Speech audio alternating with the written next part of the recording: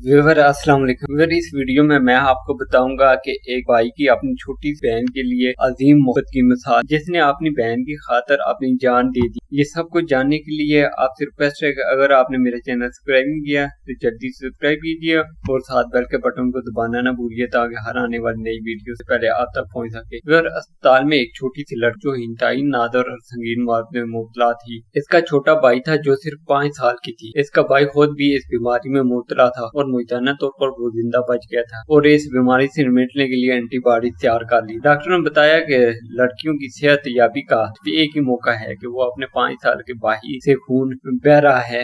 डॉक्टरों को मालूम था कि ये एक लंबा अमल होगा और लड़के को इंतकाल के लिए तिब्बी अमल से गुजरना पड़ता है, लिहाजा उन्होंने इससे पहले इस पूछने और मुंतकिली से कबल उसे आराम करने का फैसला किया। चुनांचे एक डॉक्टर ने छोटे बच्चे के पास गया और पूछा, अगर आप अपनी बहन को अपना खून दोगे तो वो फिर सेहतमंद होगी, क्या आप अपनी बहन को अपना खून देने पर राजी हैं? बच्चे ने कुछ देर हिचकिचाया और फिर कहा, हाँ मैं ये करूंगा अगर ये उसे बचाएगा।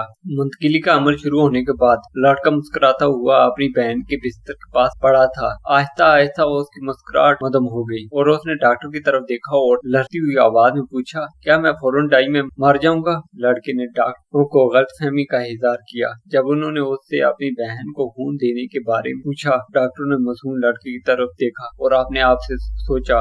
लड़के ने सोचा कि उसे सारा खून अपनी बहन को देना है और उसके बाद वो मर जाएगा, और फिर भी उसने उसको खून देने पर राजी किया और उसके लिए अपनी जान दे दी। डॉक्टर लड़के के पास गया और उसे गलतफहमी में मुब्तला कर। व्यूअर, अगर ये वीडियो अच्छी लगी है तो इसे ज्यादा से ज्यादा लाइक और शेयर कीजिए। थैंक्स।